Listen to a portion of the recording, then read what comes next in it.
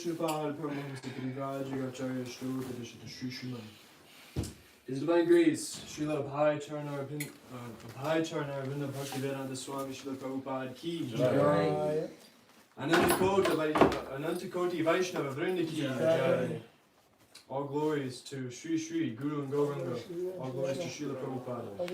Namo Vishnupad Krishna Shrishtai Bhakti Srimati Bhakti Vikasa Swami.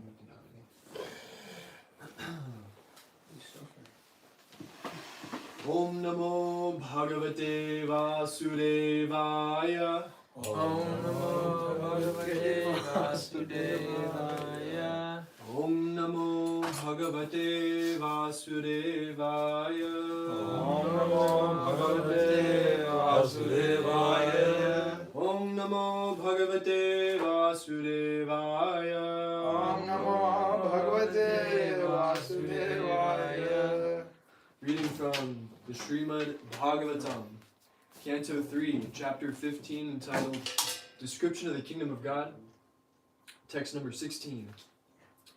Yatra naiḥśreyasaṁ nāma vanaṁ kāma-dughair drumaiḥ sarva sarvartu-śrībhir vibhrājat kaivalyam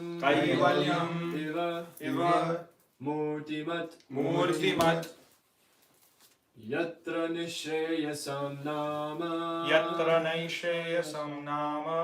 vanam kāma-dughair drumaiḥ vanam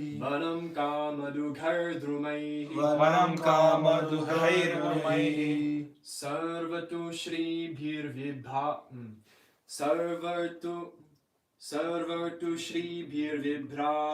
sarvartu-śrībhir vibhrājat kaivalyam iva mūrtimat yatra naiḥśreyasaṁ nāma vanam kāma-dughair drumaiḥ vanam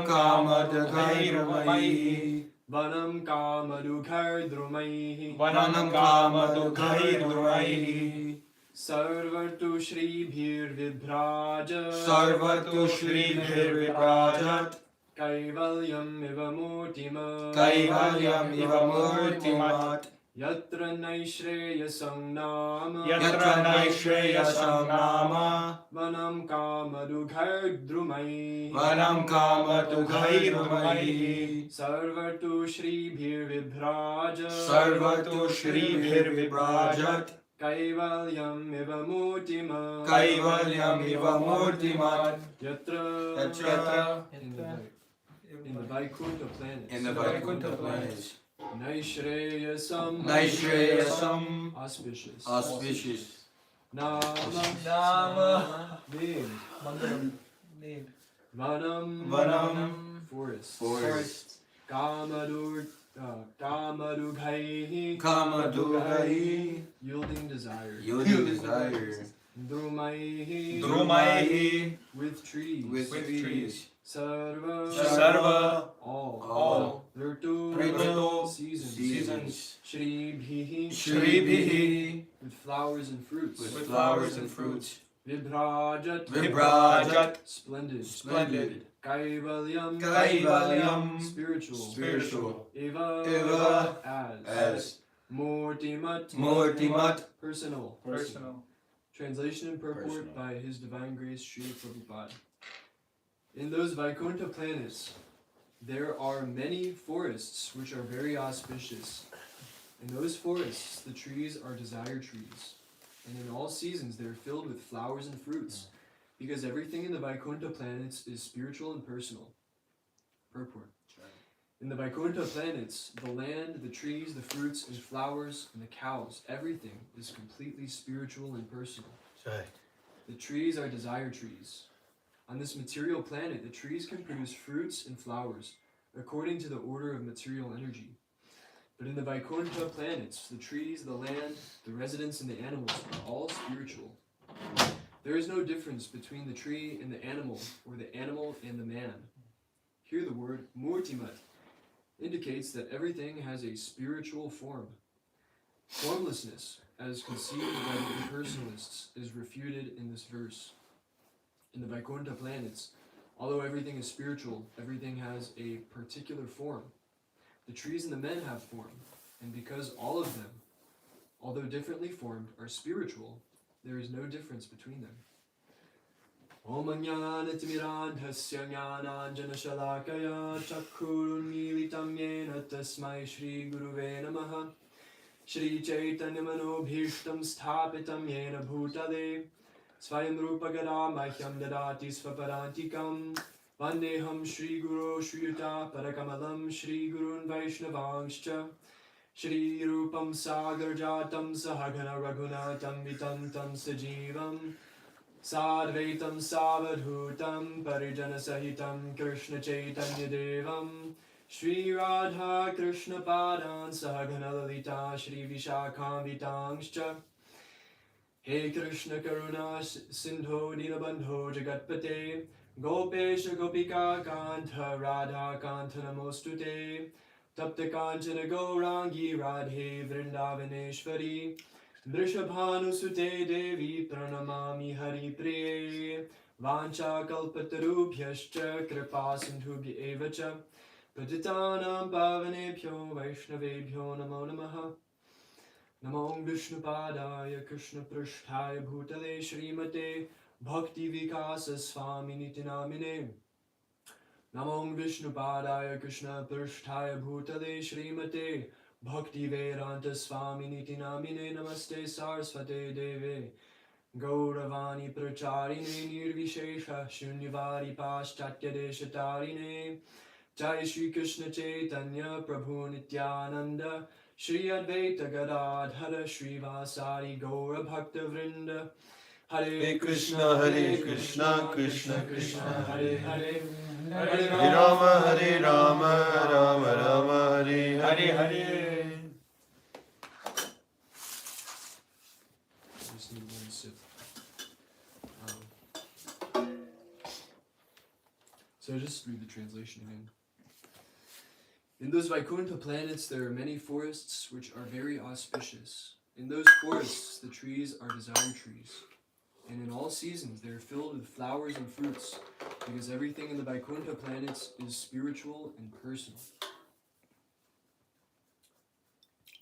So Srila Prabhupada starts off the purport saying, in the Vaikuṇṭha planets, the land, the trees, the fruits and flowers, and the cows, everything is completely spiritual and personal.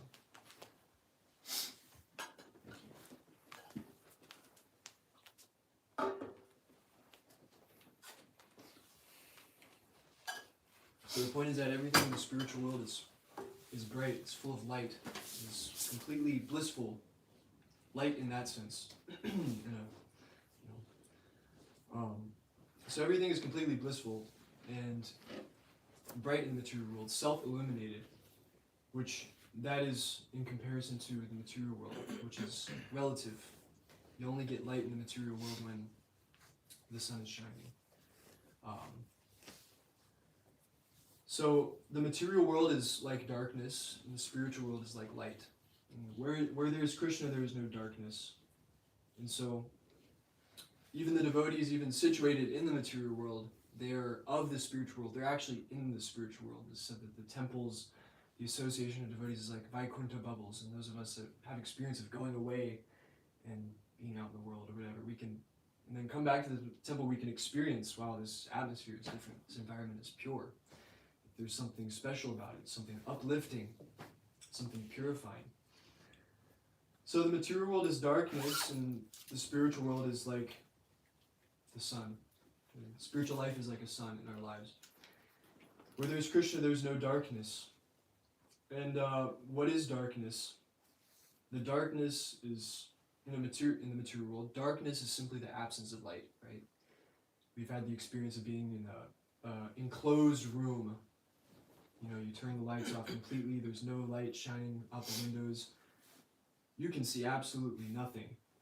When your eyes start to adjust then you could start to see, faint traces of something. You could start to see light just peering through the cracks of the door, and that's illuminating something. You can make out something.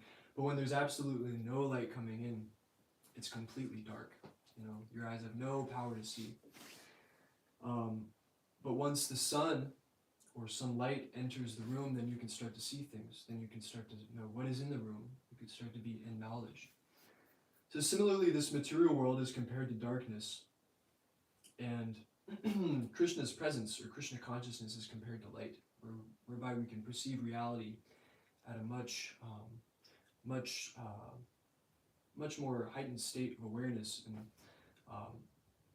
perceive reality through the eyes of knowledge, as given in Shastra, which all makes sense. The more and more we read Srila Prabhupada's books, the more and more we read Bhagavad Gita, Shastras, works of the Acharyas, the more and more this world starts to make sense, actually. And we experience that coming from outside and then coming into Krishna consciousness. We start to make more sense of the world. So spiritual life is like the light that shines and illuminates and gives knowledge.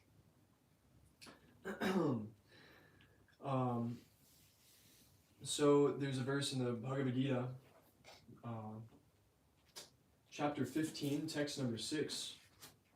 It's a famous verse. Yatad bhasyate suryo nishashanko nabhavakaha yadgatvan anivartante tadhama paramam mama. That supreme abode of mine is not illuminated by the sun or moon, nor by fire or electricity. Those who reach it never return to this material world.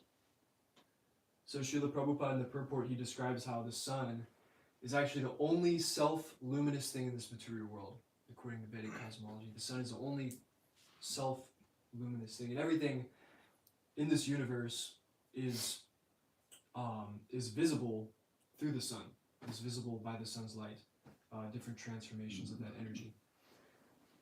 But everything else, for the most part, is completely in darkness, actually, and it's dependent on the light of the sun to see things clearly. Whereas in the spiritual world, like this verse is saying, the supreme abode of mine is not illuminated by the sun or moon, nor by fire or electricity.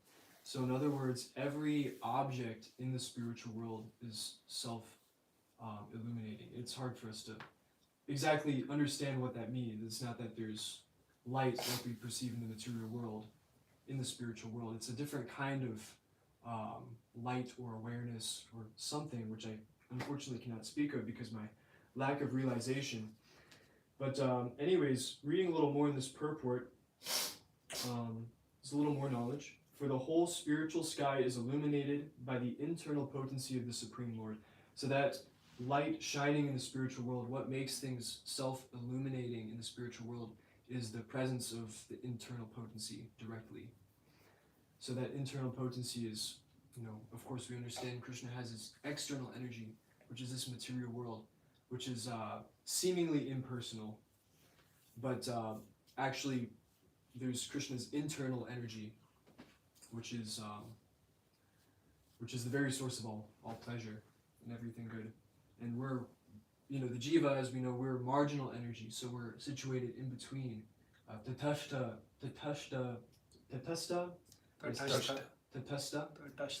Yeah. So tatastha shakti. So we're marginalized. We can either be engaged, immersed in the internal potency, in the spiritual bliss, or we can be, if we want, we could be involved in the material world, dealing with the external energy. So that supreme abode can be achieved only by surrender and by no other means. So it's not that we can cheat our way. There's no cheat codes. There's no life hacks to reach the spiritual planet. It's not even that by following the rules and regulations simply we'll go to get back to Godhead. That's smarta consciousness. Smarta consciousness means, the smarta brahmanas are very staunch followers of the traditions and the Vedic rites and rituals. They stick to it very paka. But the only thing they get out of sticking to it so strictly is their pride.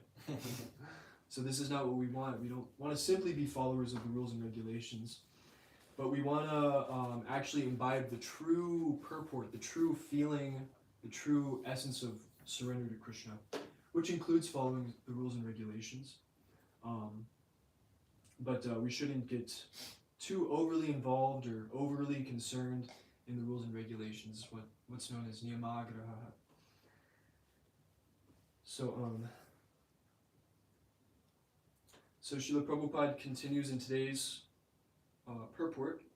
The trees are desire trees. So all the trees in the spiritual world, they're desire trees. And what is a desire tree? It's that tree which gives you whatever you desire, which is pretty unfathomable, otherworldly.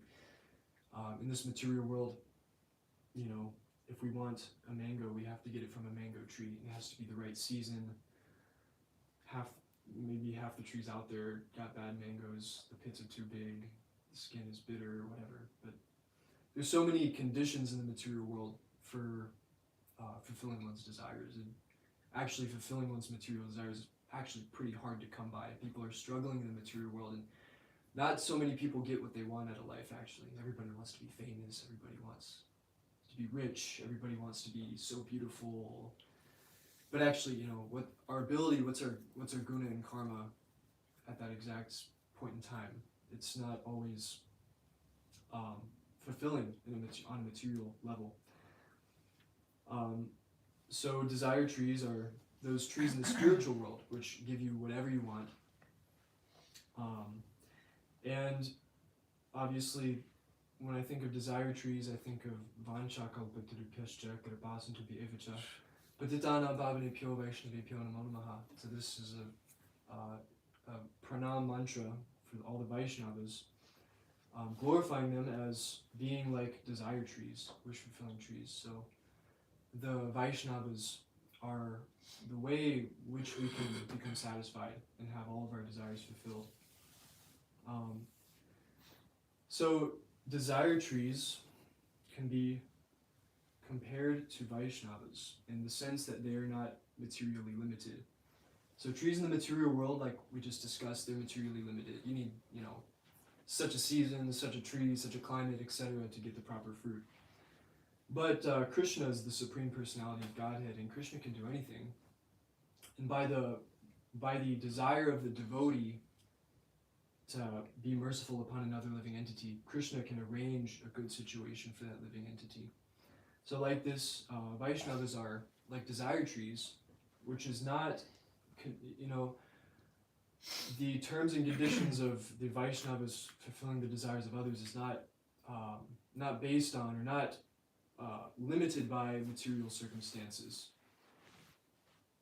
So like this, the Vaishnavas, they can, you know, have mercy upon a fallen conditioned soul, completely change the destiny of this person. You know, when we take shelter of the Guru takes our sinful reactions and completely changes our destiny, changes our guna and karma.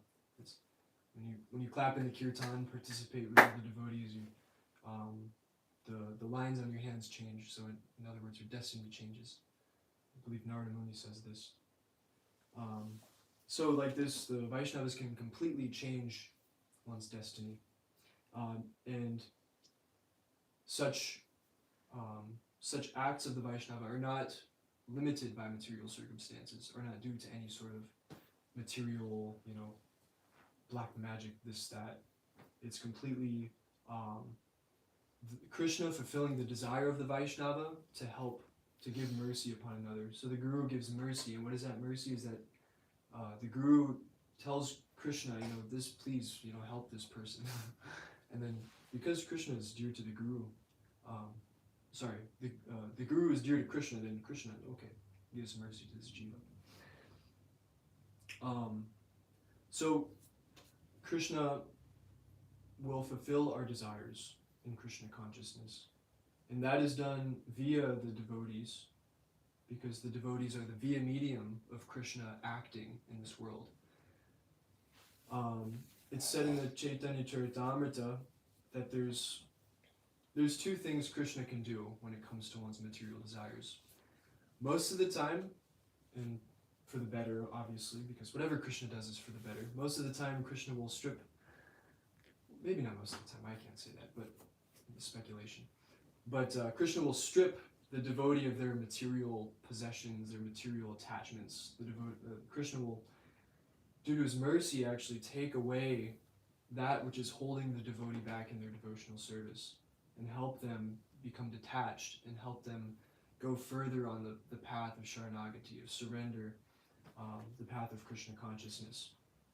Now, in some other cases, in the Chaitanya Charitamrita, Srila Prabhupada writes in a purport that Krishna may also fulfill one's material desires in such a way that enthuses the devotee to be more engaged in devotional service. So that's also a possibility, that Krishna may give us exactly what we want in a way that enthuses us. But that doesn't mean we should hold on to our material attachments, hold on to our material desires. We should always seek to give up our material desires.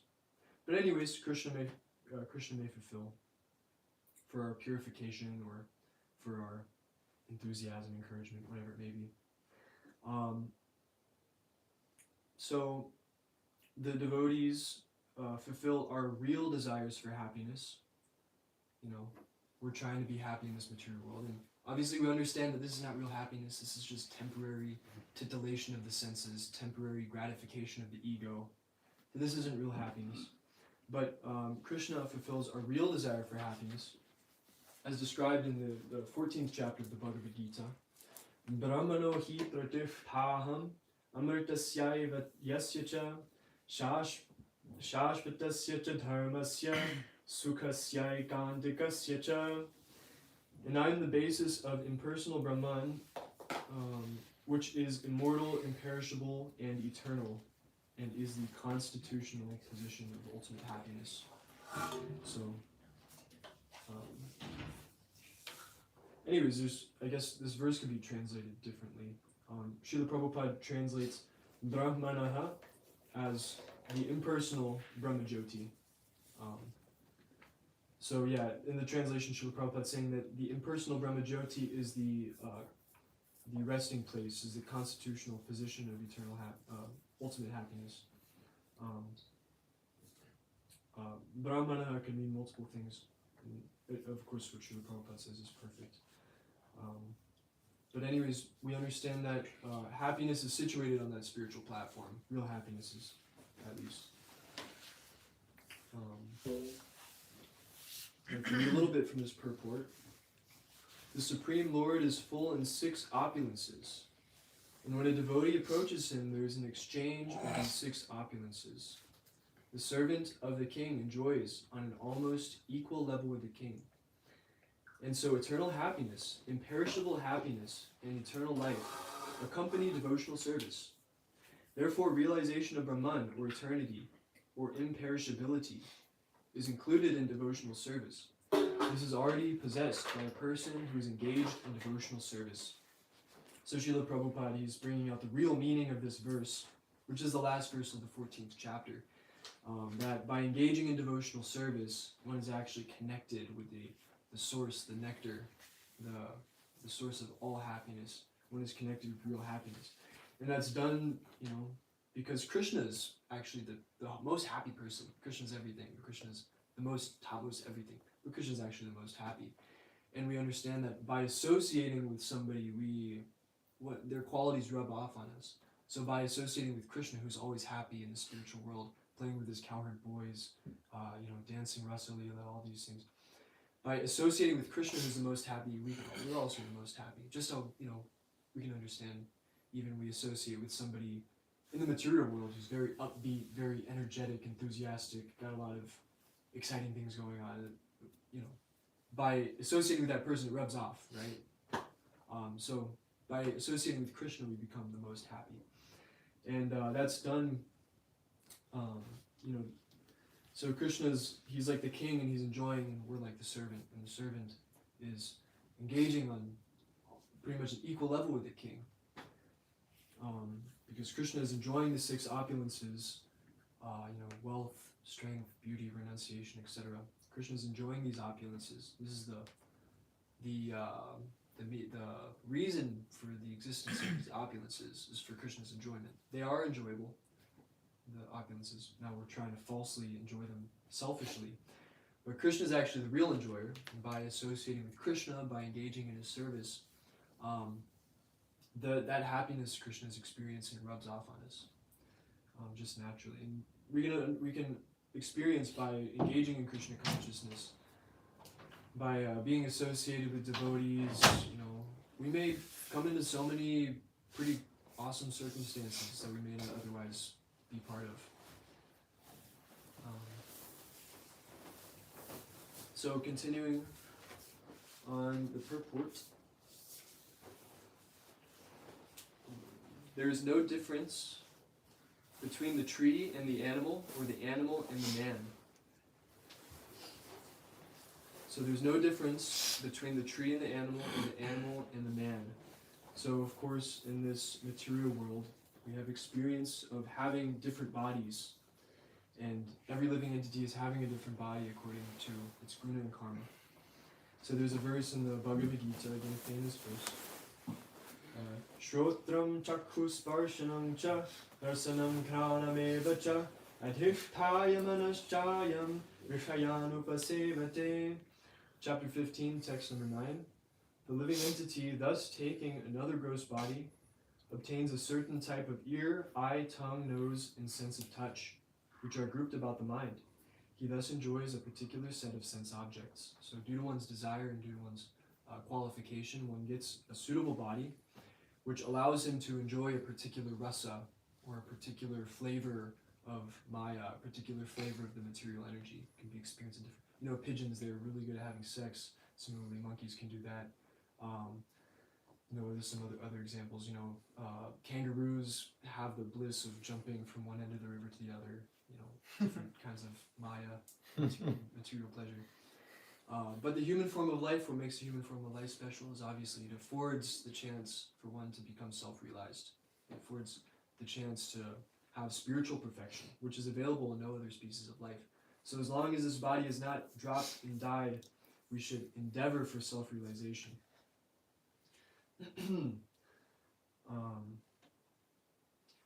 So material bodies are like that.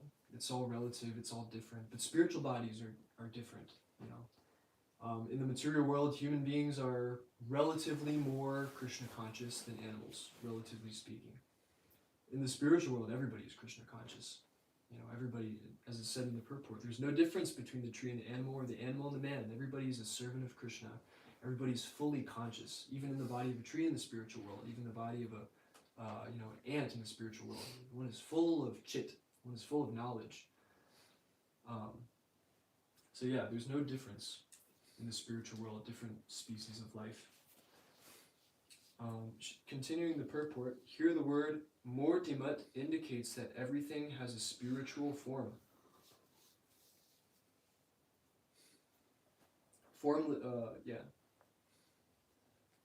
Everything has a spiritual form. Formlessness, as conceived by the impersonalists, is refuted in this verse. In the Vaikuṇṭha planets, although everything is spiritual, everything has a particular form. So, back to the purport we were just reading in the 14th chapter, the verse about, the real platform of real happiness, spiritual happiness. We were talking about how, the Supreme Lord enjoys 6 opulences, and the living entity, by associating with the Supreme Lord, also may enjoy, circumstantially. Who wouldn't want this? Who would not want to play with Krishna in the spiritual world? Who wouldn't want to, all the things Krishna does in the spiritual world? It was very ecstatic, very blissful. Taking lunch in the forest, and taking care of the cows, chasing each other, playing with monkeys. There's so many exciting, fun things that Krishna does. Who wouldn't want to do this? Everybody in the material world, even if, these neo-Maya bodies, even though professing that everything is one, give up this material sense gratification, we see, particularly these kind of neo-Maya bodies in the West are still engaged in illicit sex, still engaged in intoxication especially, so still very much attached to these lower sense gratification things because they can't give it up. they're seeking pleasure. By nature, the living entity is seeking pleasure. And so, some people like falsely want to act like they're on such a platform of being spiritually realized, this and that. But in reality, they're actually after pleasure. They're after bliss. So anyways, we see how the Supreme Lord is enjoying in the Shastra, and who wouldn't want to do that with Krishna? It's actually very, we can only dream about it at this point, but it's very blissful what Krishna's doing. So the fact that, such persons, impersonalists, they read these descriptions of how Krishna's enjoying and they kind of scoff at it. It's like lower. What is this, silly boy playing around? He doesn't have, why isn't he meditating? He doesn't have anything better to do. Why isn't he serious? Prabhu was at the grocery store and some man walked past y'all and was like, he saw y'all laughing. Why are you laughing? You're supposed to be spiritual. Don't laugh. Anyways, such misconceptions. These persons are actually very frustrated. You can see their whole attitude towards life is of frustration. Therefore, they just want to mitigate everything, kind of just like calm everything to a stillness so that they don't feel like they exist. It's actually a state of frustration, that they don't want to exist. They want to just calm all the stressors down and just come to a platform of stillness, where they can zone out and forget their existence. And so this is what impersonal perfection is. Attaining the Brahma Jyoti platform, you come to this platform of monotonousness for want of peace, but ultimately you're going to come back down because you're seeking pleasure, because that's your nature.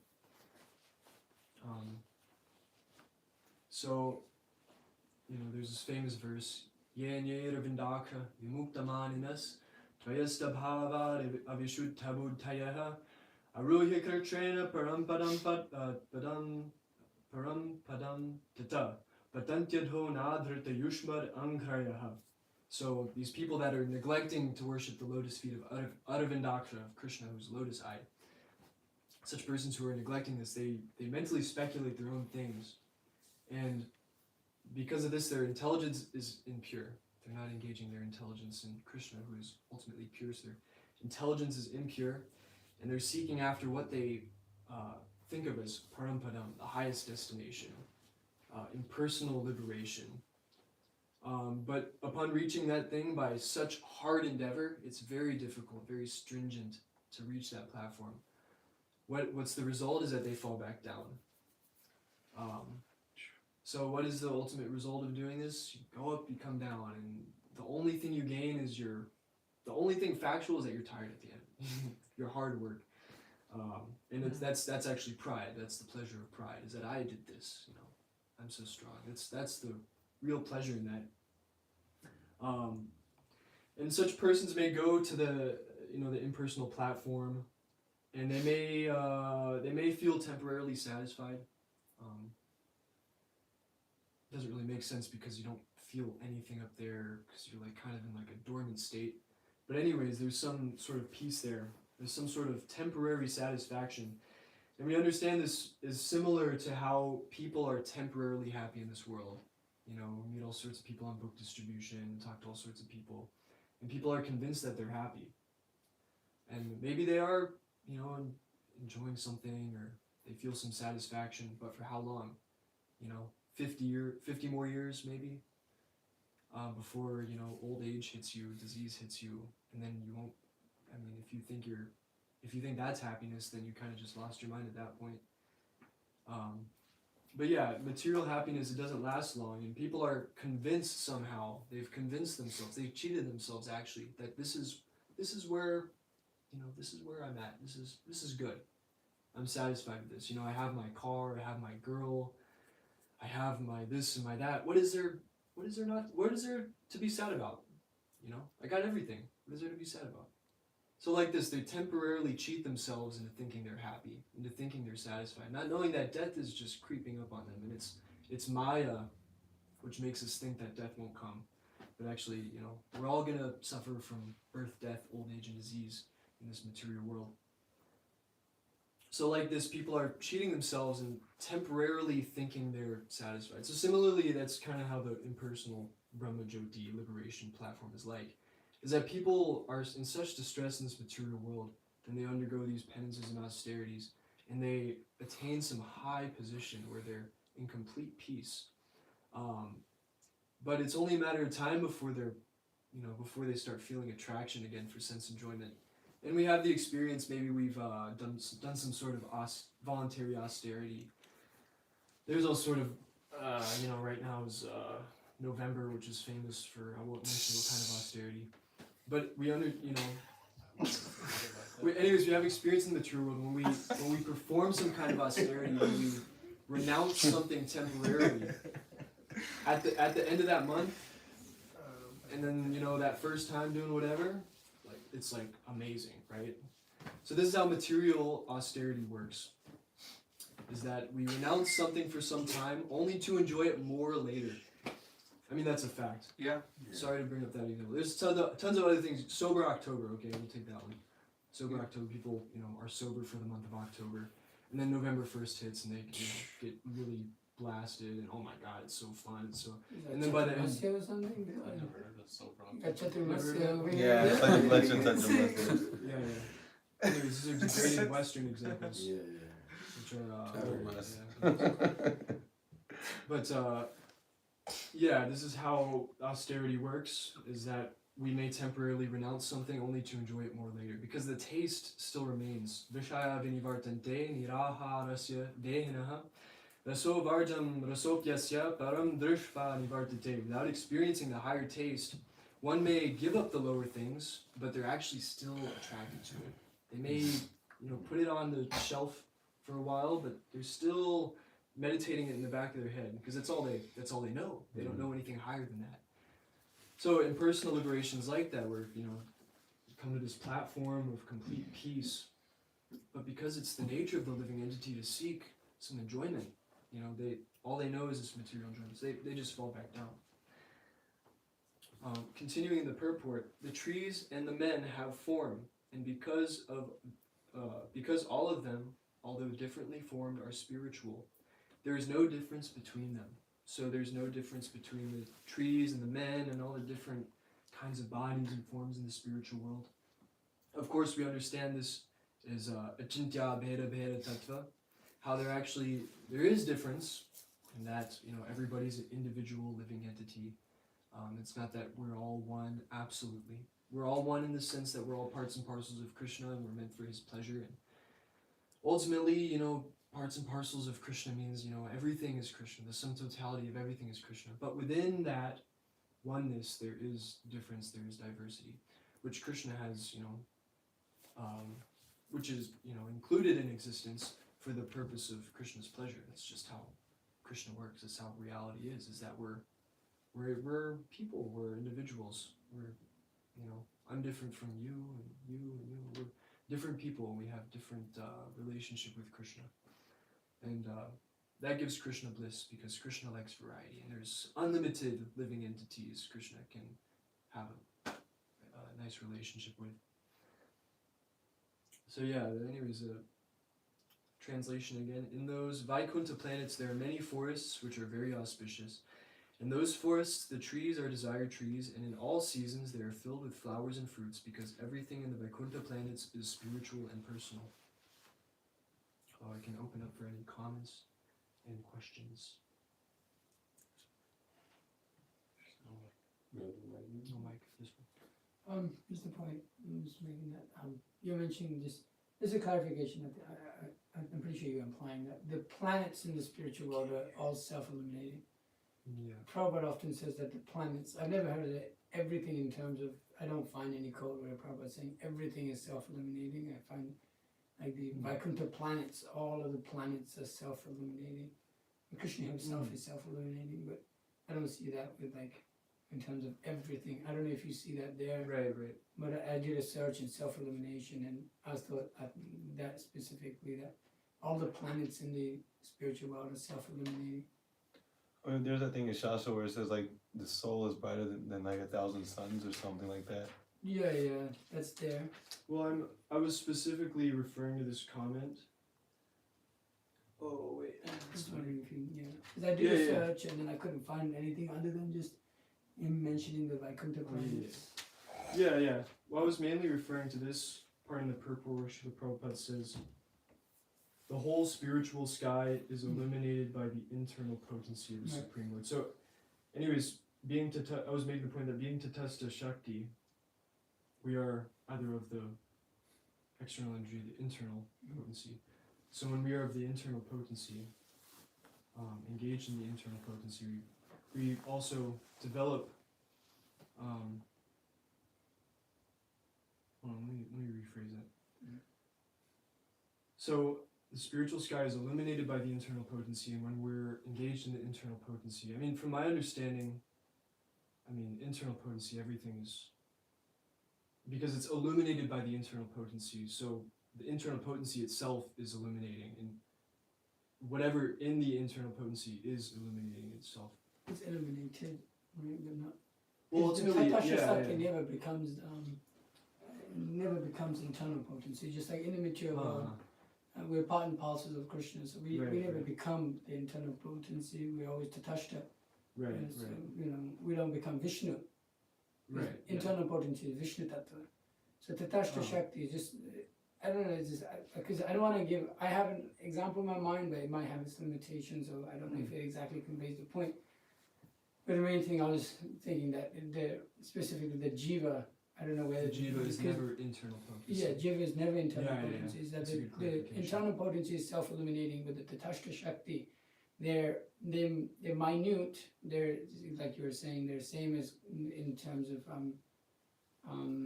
but the all illuminating potency in the spiritual that is specifically by the internal potency. Right. So I was making it clear. Now there's probably more details to Yeah. Because at the same time, the spirit soul itself is like a spiritual particle. Exactly. Yeah. So but that's a valid point that the classification that the Jiva is Tatastha Shakti and is not. Yeah. The internal potency itself. Yeah. It will have Krishna is this illuminator of that spiritual world, and then the Jivas may be there in their little sparks. Yeah. But the whole illumination is going by Krishna's internal energy. Right. So that's just clarification. For sure. Well, what about like I know that when we get this spiritual, I guess we wouldn't be self-illuminated. That would originate in. The thing is also that the living entities are minute parts and parcels of Krishna. So we're one in quality with Krishna, but we're different in quantity. So we can say that Krishna is like the sun. The sun, and like the living like the light bulb. We have like a fire and we're the little sparks. Exactly. Yeah, that's the right analogy. Yeah. So might be some illumination. So like it might be. At face value, it looks like we're self-illuminated, but the ultimate it comes from Krishna. it's coming from Krishna. Yeah. Because it could turn into Mayavad. Yeah. So right. Often one example I was thinking, that's why devotees like Vishnu Jita Prabhu here helps. It's like just like the moon. We understand the moon is reflecting, but it's the illumination of the moon is much less than what the sun can give, but nonetheless it's illuminating. But the sun is when the sun is out, you basically sometimes you can't see the moon because the light is there.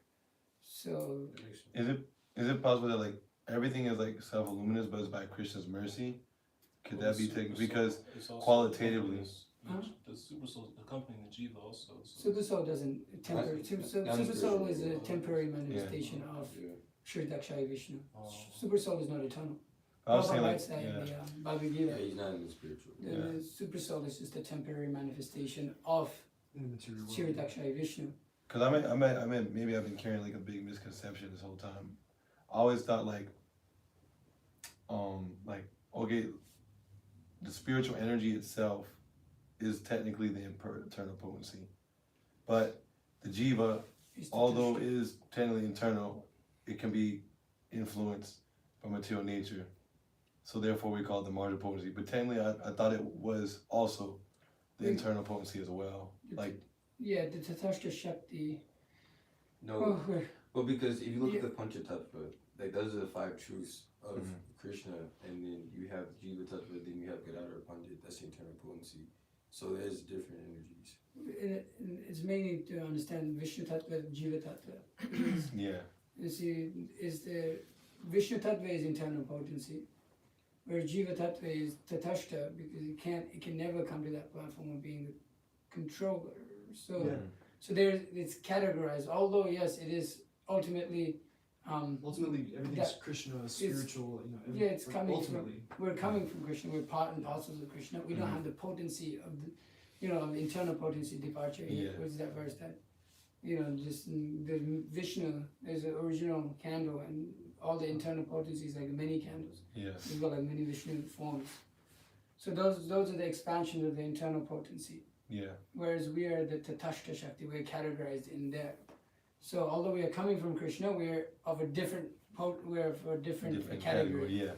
So, and as far as like illumination thing, like for instance, like obviously we're quantitatively different, but like, would it be improper to say like they're qualitatively they're self-luminous, but it's because of like Krishna, like just for instance, all the candles are lit, or like anyway, there's like a light bulb, there's a light there.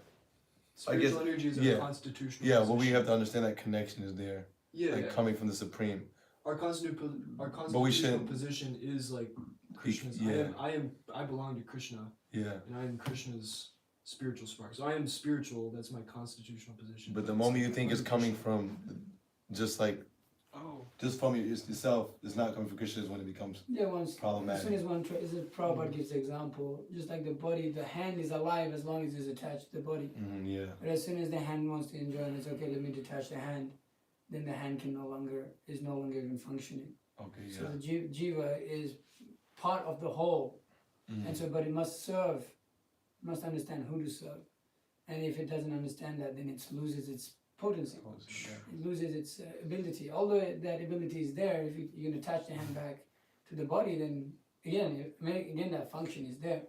Yeah. So when we forget, then we become separate from the whole. So one has to one has to be one, but to understand his individual nature and how to serve Krishna.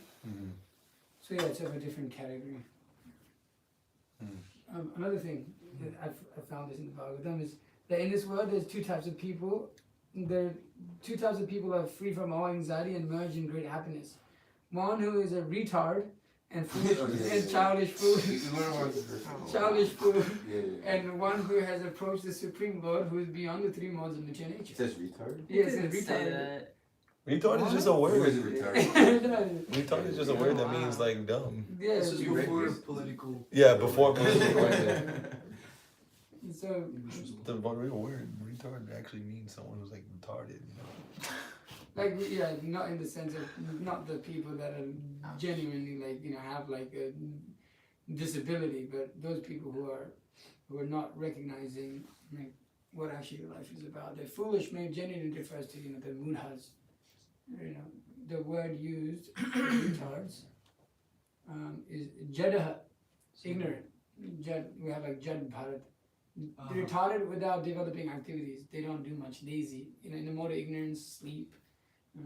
All of these qualities. There's a verse like this in third canto too. Yeah. Generally, people in the mode of ignorance, we understand they're actually happy. Like we analyze just even within society. If you just go out, to distribute books, or you go out to Harinam, who dances the most? The brothers.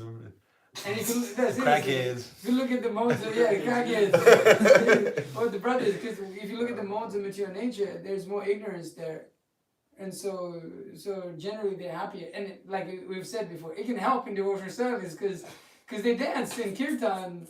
People who dance in kirtan, they're just happy all the time. I'm seriously like the happiest people in society we'll see the most are generally like a little bit in ignorance, or they have to be highly in level of goodness, like people who are very well trained, all of that sort of stuff. Where they're very regulated and do all of those things. But we can see that that people in this material world, if they're merged in ignorance, then ignorance is bliss, where that thing is there from from like Old English, that it's ignorance is bliss. It's folly to be wise, where ignorance is bliss. So people in ignorance can be extremely happy, and that's often you get that sense when you go out, because people especially, I mean, you all have experience. I don't have so much experience, but when you get high and all that, you're happy, just like blissed out, because you don't know, you gotta pay your bills and you gotta go to a job. That's what people Complete darkness. Yeah. Or the children, we were at BMSC and there's these little 2 kids and they had like this Mercedes-Benz trolley. Kids are blissed out. Kids are really blissed out. And they're like so happy. It's like, yeah, when you wait Completely till ignorant. you wait till you gotta pay those bills. Yes. You wait till you gotta go to school. They look so happy. This is like, yeah, I used to be like that too. I hate school. Knowledge, I hate school. Yeah. So it's like as soon as you become like, oh, responsibility, I have to be in knowledge of this, that, then immediately. And then we also have like the Python sannyasi and all that in the Bhagavatam. I have a question. So this is like kind of off topic, but since we're getting so technical about like heavenly planets and stuff, are we said to be able to fly in the Vaikuṇṭha planets? Now we're talking. We're asking good questions here. Why not? Does it say that in the text anywhere? Like, are we? I think there's like flying ships. Okay. There's the celestial airplanes that you can. That's good enough. Definitely you can fly, because you can go to the material world. You could be a bird in the spiritual world. Oh, okay. But you can even go to the material world. You can definitely fly, because it says that you can like, Yeah. because you can go down even for the material world through your spiritual bodies. Only Narada Muni has that. From my understanding, Four Kumars, only Narada Muni and a few have exceptions. No, but all the 8 mystic cities must be there, right? And like, from my understanding, I know Narada Muni has that ability to just go wherever the heck he wants. yeah. Don't you like fly over the material and spiritual worlds when you die? But then you have to not get like Definitely. you don't want to desire You to can go fly back spiritual down world. like and then, That fly then if you're description thinking- that description is there. How while ascending, the yogi while ascending to the spiritual world, if he gets enamored by seeing the different enjoyments in the material world, he Takes a pit stop. you fall down. Takes a pit stop. Yeah. Oh boy. Falls down. Yeah. Regarding the spiritual world, I was talking to this Tamilian who's a Christian, at the airport, and I spent about 30 minutes with him. It was so frustrating. Okay. Yeah, I wasted time with him. It was like the most useless waste of time. But like, he had a question. He was like, "I'll tell you what, if you answer this question, I'll buy the books right now." He was like really like. So he was like, so I was like, okay, let's do it. So then he's like, so Krishna, he opened his mouth, right, and then they could see themselves in Krishna's mouth, right? Oh, so you told Mother Yashoda, he looks inside the mouth and sees herself within it. You're like, yeah. So tell me, how is it possible that she could be there, but also see herself inside Krishna?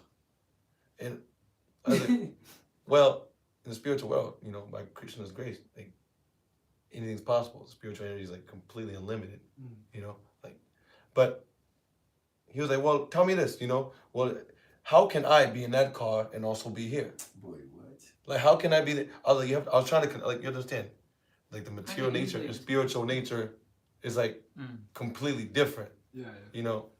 The spiritual world, anything's possible. In the material world, it's like everything's completely limited.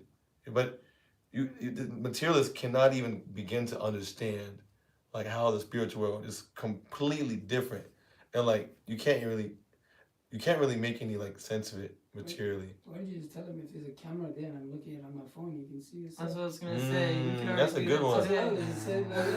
Look, there's a security camera there. I'll pull it up. We can see ourselves. And then if you point the phone at the security camera, you can see another one. That's a good one. Damn, I didn't think about that. Because that was the best thing I could say. I was trying to explain to him how like. Did you buy the book? But hell to the no, it was a setup. Bro, that was the biggest setup. How did you say that? You're kind of stupid, man. If I just put a camera up and No, but the powerful thing is he would have found something. He would have said something powerful. Because I was like, let me ask you a question.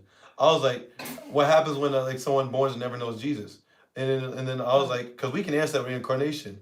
Well, then he was like, okay, well, that's what it is, reincarnation, right? Bro, I was like, but you can't answer that. He's like, but I answered it according to your philosophy. Wow. Yeah, he sounds like a tough one. And I was like, I would have walked bro. away. Anyways, Indian Christians are powerful. But anyway, it's about the spiritual world. But anyway, I should have said that.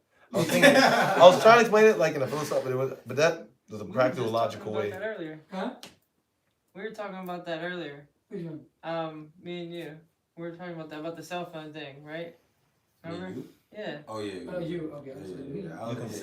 I'm sorry. I'm like rough on everybody's names. But I think I have a question. His name is you, actually. No. So His name is you. there is variety in the We're spiritual recording. there is variety in the spiritual world, right? So I gotta write everybody's name. everybody is eternal. All the living entities are eternal. Since time immemorial, everybody existed. So is it that by constitutional nature, someone naturally had that desire that they wanted to be a bird, someone wanted to be, Krishna's servant? Is it like naturally, constitutionally, that someone desired like that, like from the beginning, or like? Well, my understanding is even on that spiritual platform in the spiritual world, you can, like, if you desire, you can change your your rasa can be changed. It's not like it doesn't like necessarily mean eternally one thing.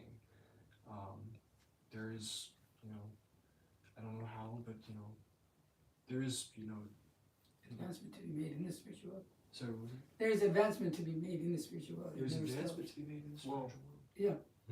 Because there's different, Prabhupada explains that there is, it's transcendental, it's not like a material like we're trying to get out, but it's like one increases one's affection for Krishna, and that's how the different levels of devotion are. They're transcendentally, like, when Prabhupada says when one increases one's love, affection for Krishna, then there's vatsalya, madhurya. So all of those there, but the devotees are completely satisfied in their situation because of our also incomplete knowledge and our understanding of the material world. Oh, is being a bird enough? But yeah, it's like completely blissed out. And so Krishna, Shanta, he exists for his devotees. So then he has many relationships with those living entities, So Krishna wants to enjoy in this way, so he's created it like that. So yes, Yeah. So I want to exist how Krishna wants me to exist. Yeah. And so each living entity is completely satisfied with his own existence because that satisfies Krishna. And that's what it means to be in the spiritual world. And you're just completely blissed out. And so, it's like inconceivable. Yeah. How did would an example of that be like how Lakshmi Devi wanted to be enter Goloka Vrindavan? Yeah. Would that be the desire to have that rasa, she can't. Also the gopis, to increase Krishna's pleasure, they'll like try to like push other gopis forward towards Krishna because Krishna desired that. So in the circle of gopis. In this one verse, in the attaining the supreme. Sorry, I was a little confused. Because Can you continue this out? Prabhupada was talking about. I mean, in the. Is it quick? Yeah.